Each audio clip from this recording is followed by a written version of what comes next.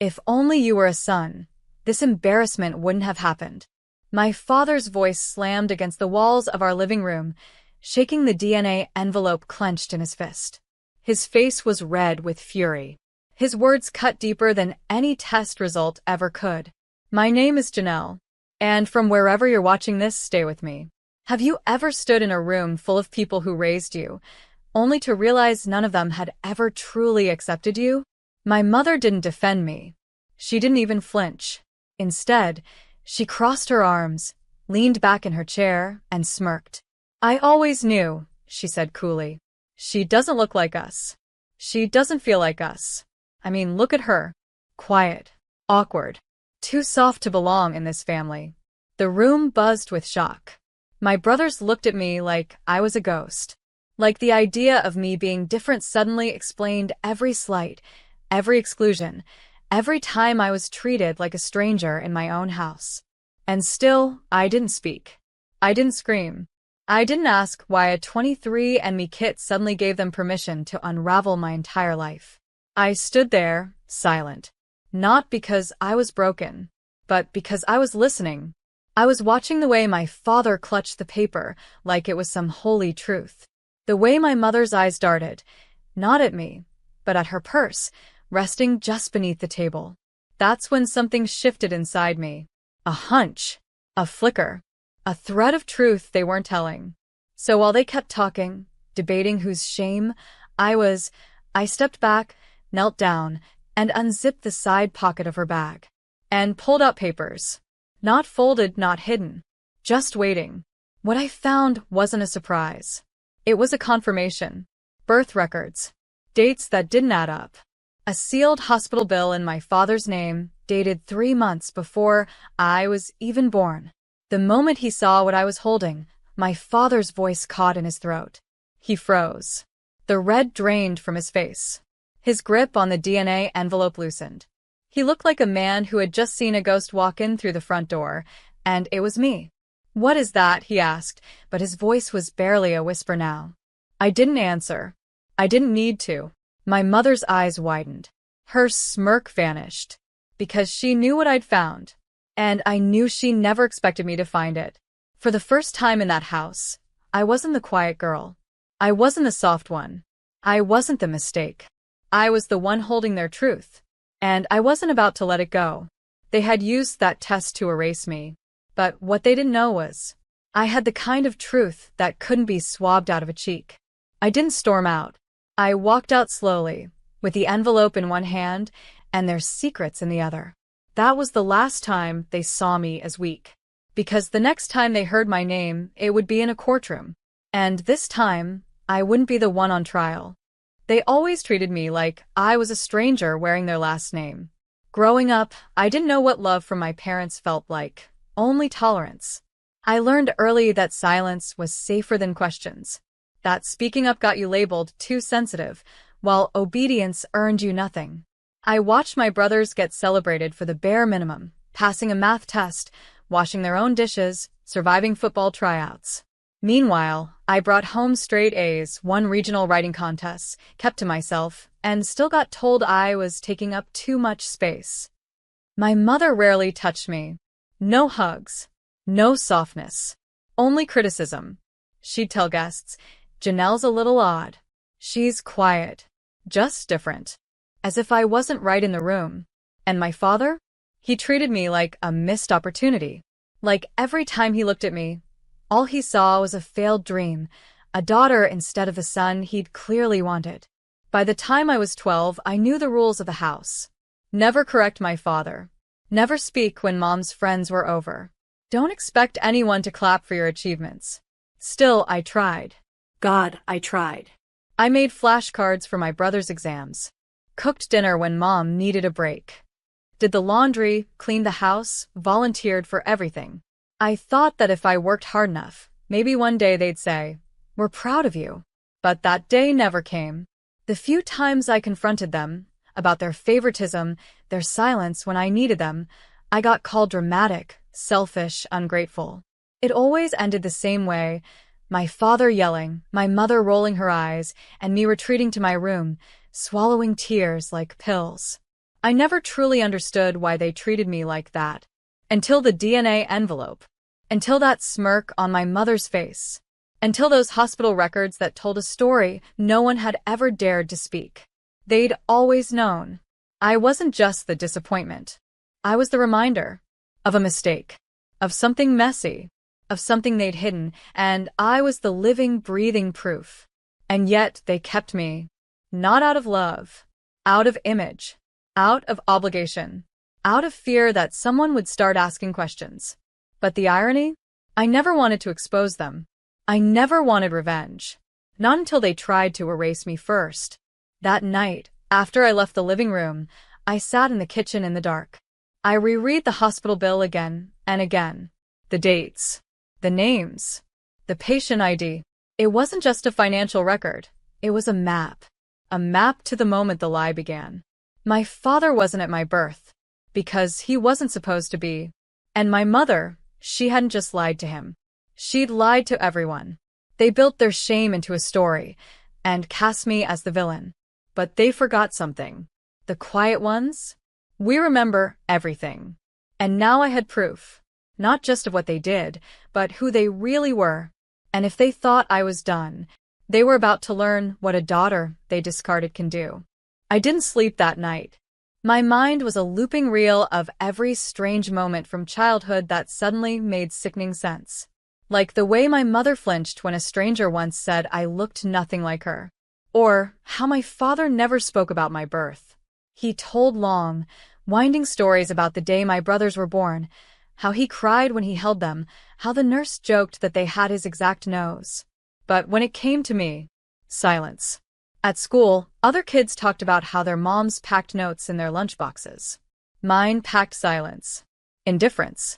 A bottle of water, maybe a bruised banana. And when I asked her about it once, she said, "Be grateful I didn't forget." I used to think I was crazy. That I was imagining the distance. That maybe I was too needy, too sensitive, too different. But now, I realized the truth. I wasn't different by nature. I was being pushed out on purpose. The birth records I found in her bag weren't just from a hospital I didn't recognize. They were dated 3 weeks before the date on my official birth certificate. And the father's name listed? Unknown. The lie started the moment I was born. I spent all night researching the hospital. It was in another city, 2 hours away. A small private maternity center, shut down years ago. But digital records? Still existed. And with a little digging, I found a list of medical staff on call that week. One name jumped out immediately, Dr. Harwood. The same last name as the man I once caught my mother arguing with in a supermarket parking lot when I was 15. She told me it was an old debt collector. I believed her. But my gut had never forgotten that moment. So I followed the thread. And with every click, the knot tightened. Dr. Harwood wasn't just a name. He was a well-respected OBGYN who practiced in 3 clinics over 25 years. I found a photo. He looked like me. Brown eyes. High cheekbones. Same dimple on the right cheek when he smiled. I stared at that photo for a long time. My hand trembled on the mouse. The screen glowed like it was daring me to accept the truth. And I did. I realized, in a single breathless second, why my mother smirked when the DNA results came out. She knew my father wasn't my biological parent. She had known for over 2 decades and said nothing. Instead, she let him carry the bitterness of a child he didn't believe was his. She let me carry the weight of that resentment every day of my life. And when the test came back inconclusive on paternal match, she seized it like a weapon. But here's the twist. It wasn't my father's rage that exposed the truth. It was her arrogance. She'd kept the paperwork like a trophy. She never thought I'd go looking. But I did. And I wasn't done. If they wanted to play with identity, fine. But I would pull every thread. I would follow every clue, find every lie they hid, and bring it into the light. They made me question my place in this family. Now it was their turn to feel like the outsider. Because blood doesn't make a family. But betrayal? That makes enemies. I didn't rush. That's the thing about real revenge. It's not loud. It doesn't shout. It waits, sharp and silent, until the perfect moment. I started by ordering a certified copy of my original birth certificate. Not the one my parents gave me, the one they used to enroll me in school. I went through the state health department and requested the record using the hospital name I found, Ridgeview Women's Medical Center. A week later, the envelope arrived. And when I opened it, everything fell into place. Date of birth: April 2nd. Mother: Evelyn Carter. Father: left blank. And there it was again. Attending physician: Dr. Malcolm Harwood. I stared at the document like it was a mirror. I wasn't angry. Not yet. I was quiet, focused. I scanned it, saved it, and locked the hard copy in a drawer. Then, I called Dr. Harwood's office.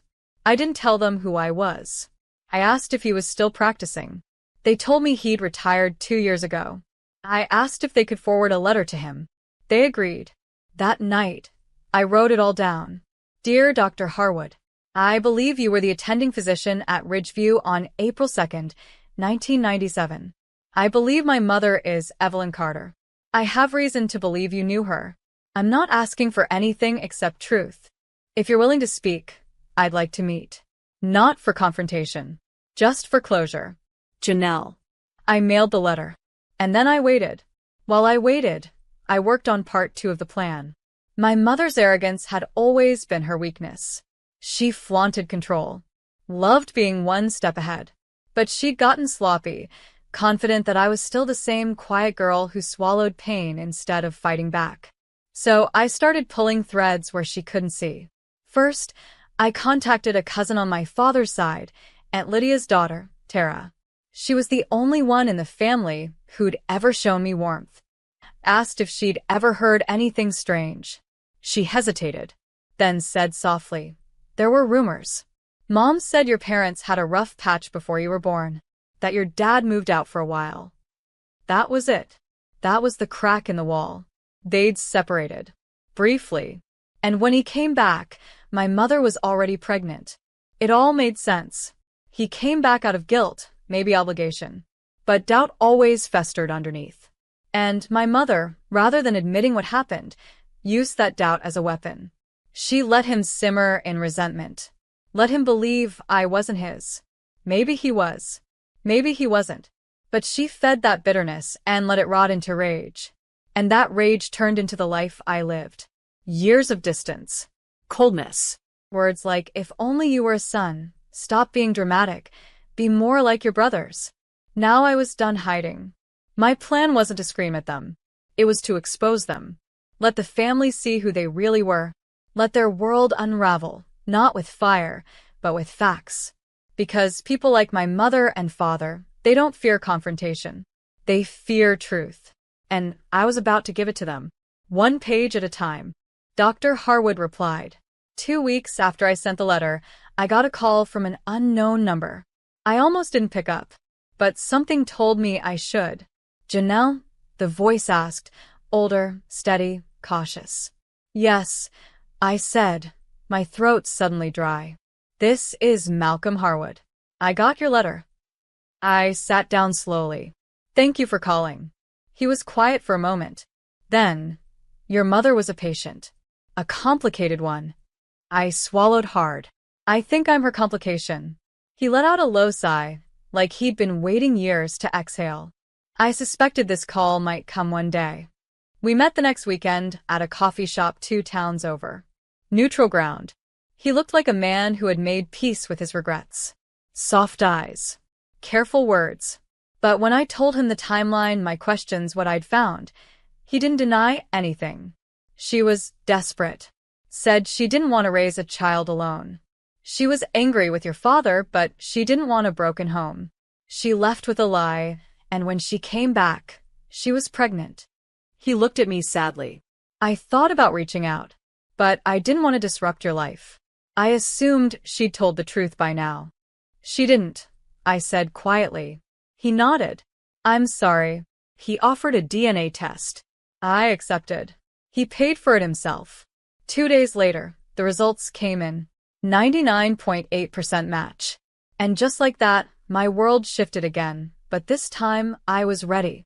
Now I had everything. I didn't go to them. Not yet. Instead, I printed every document. The hospital record, the certified birth certificate, the DNA result from Harwood, and the scanned envelope from the original test, the one my father had waved in my face. Then I mailed it all to one person. My grandmother.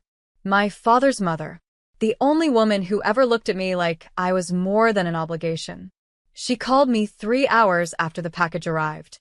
"Janelle," she said, her voice trembling. "Come over." Now. I did. And I walked into a living room full of people. My aunts, uncles, cousins. Even Tara was there. My grandmother stood with the file in her hands, shaking with fury. "They lied," she said. "To all of us." My parents arrived 30 minutes later. My father entered first, his posture stiff and defensive. My mother followed, arms folded tight, already fuming. "What is this?" he snapped. "Some kind of show?" Grandma didn't yell. She simply held up the paper. "You owe this girl your apology." And then some. My mother tried to speak, but the room turned cold. "You let us treat her like an outsider for 25 years, one uncle said, voice trembling. "You watched us push her away, and you said nothing." My father's voice broke. "I didn't know." "But you thought you did," I interrupted, meeting his eyes. "And you used that doubt like a weapon." Against me. "For years." He looked away. And for the first time in my life, my mother was silent. Completely, painfully silent. Because there was nothing left to twist. No story left to spin. The truth was in everyone's hands now. And the room that once let them humiliate me now turned on them. Not with violence. With justice. After the family meeting, things were never the same. My parents didn't say a word to me as they left my grandmother's house that day. No apology. No explanation. Just silence and shame trailing behind them like smoke from a fire they could no longer hide. But I didn't need their words. I had the truth. And now, so did everyone else. The ripple effect was immediate. My father, once the proud man of the house, was met with tight-lipped greetings and cold shoulders at every family gathering. No more stories about his glory days. No more command of the room. He had built his entire identity around loyalty and legacy. And now everyone knew he'd failed on both. As for my mother, her smirk was gone, replaced by a brittle, barely holding it together facade. Her social circle, her book clubs, her charity committees, her brunch groups started to shrink. I didn't need to lift a finger. Whispers did the work. She lied about the child. She manipulated the husband. She let her daughter grow up under resentment to protect her own image. Truth has a way of moving fast when it's been caged for too long. At home, the dynamic shifted too. My brothers, who once parroted our parents' indifference, suddenly looked at me like they were seeing a person for the first time. Tara told me that one of them, Nathan, had come to her in private and said, "I think we messed up.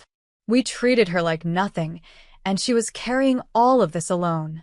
I didn't reply. I wasn't interested in guilt without growth. Meanwhile, my grandmother, bless her, became my fiercest advocate. She invited me to every family dinner, bragged about my work, introduced me to her friends as her strongest granddaughter. She even framed a copy of the DNA result and placed it in her study, not to shame anyone, but to remind herself, as she said, of how powerful truth can be when it finally finds daylight. It wasn't revenge, I felt. Not exactly. It was relief. Like I'd finally set down a weight I'd been carrying for years without knowing what it was. But the collapse of their perfect little image didn't stop at reputation. Remember the house I grew up in? The one filled with cold dinners and colder stares? It wasn't even in my father's name. It was inherited from my grandfather, and technically in Grandma's name. She never transferred the deed out of sentimental attachment. But after everything, she changed her will. Tara called me, barely containing her shock. "She's giving you the house." I blinked. What? She said she can't, in good faith, leave it to the people who let you suffer under its roof. I didn't ask for it. I never would have. But somehow, the symbolism of it was perfect. The same place where I was cast out like an outsider Was now mine. My parents were notified by Grandma's lawyer. They didn't take it well. Apparently, there was screaming. My father tried to argue. My mother threatened to cut off all contact. But here's the thing. You can't threaten someone who's finally free. And I was free. Not just of their lies, but of their grip. And watching their world unravel. Not by force, but by truth. That was a kind of justice no rage could match. After years of being treated like a footnote in my own story, I was finally writing the chapters myself. The house, my house now, was quiet at first. Not empty. Peaceful. The kind of quiet that doesn't come from absence, but from healing. I kept the kitchen window open most mornings just like my grandmother used to. Sunlight would pour in while I brewed coffee, and sometimes I'd catch my reflection in the glass.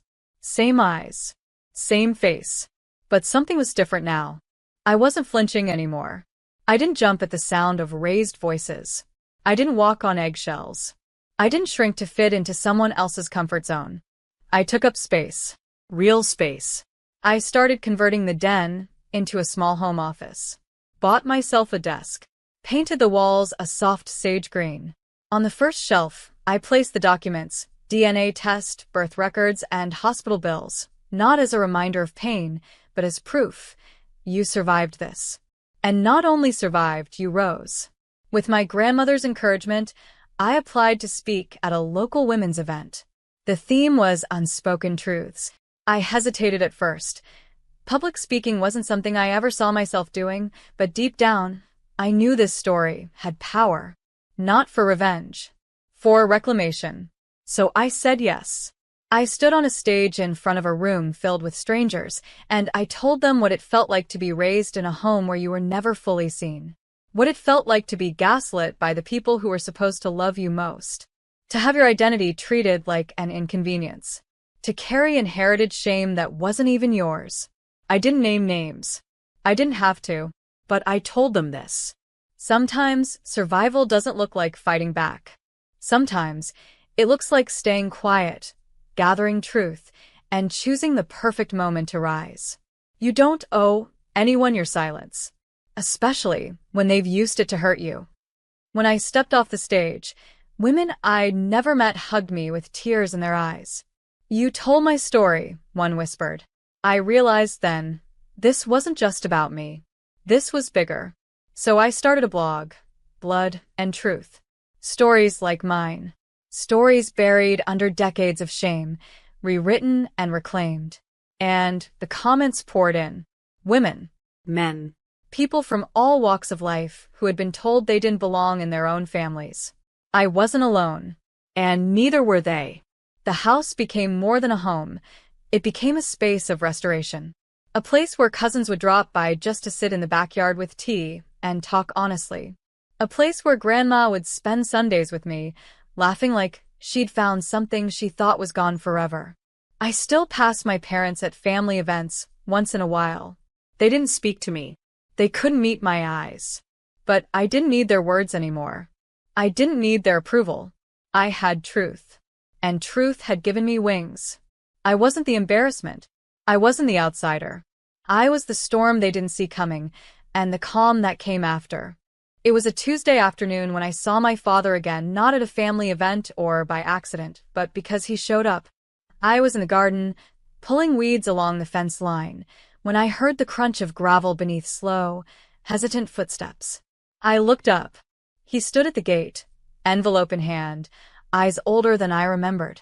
We hadn't spoken since the day everything came out. No texts. No calls. Just the heavy silence that follows an earthquake. Janelle, he said, like the name had weight he was only now learning to carry. I didn't say anything. Just stood and dusted off my hands. He held up the envelope. I didn't come to fight. I came to give this to you. I took it. Inside was a letter. Handwritten. Tidy. No smudges. I believed a lie for most of your life. And when I had the chance to choose love over pride, I chose wrong. I see that now. You didn't deserve what we gave you. You didn't deserve silence, or suspicion, or shame. I don't know if I was your father in blood, but I know now I was never your father in spirit. And I will regret that until the day I die. You didn't break this family, Janelle. You survived it. And that makes you stronger than any son I ever could have wanted. I folded the letter carefully. He didn't ask to come inside.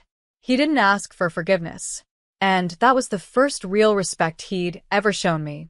I'm sorry, he said again, quieter this time. I nodded. Not in forgiveness. Not yet. Maybe not ever. But in understanding. Thank you for saying it, I replied, voice calm. He nodded, stepped back, and left. Later that evening, I sat with my grandmother on the porch, the sky bleeding into gold and lavender. She watched me, with the kind of pride that doesn't need words. You know what I love most about you, she said, sipping her tea. You never tried to destroy them. You just showed them the mirror. I smiled. Sometimes the mirror is punishment enough. We both laughed softly, because it was true. I could have exposed them to the world, shamed them publicly. But instead, I let the truth do the work. The quiet, patient, undeniable truth. And that truth had already rewritten my legacy. No longer the daughter who didn't belong. I was the one who uncovered the lie. The one who rebuilt something honest from the ashes. The one who didn't need to carry their shame a second longer. That night, I stood in the hallway of the house I once felt so small in, now fully mine. I placed the original DNA envelope and the letter from my father side by side in a shadow box. Not to dwell, but to remember. To honor the girl I was, the one who stood silent for years. And the woman I became, the one who spoke when it mattered most. They had tried to define me by absence. But I became powerful through presence. And the most poetic justice of all? They gave me nothing. Yet I walked away with everything that mattered. My name. My peace. My truth.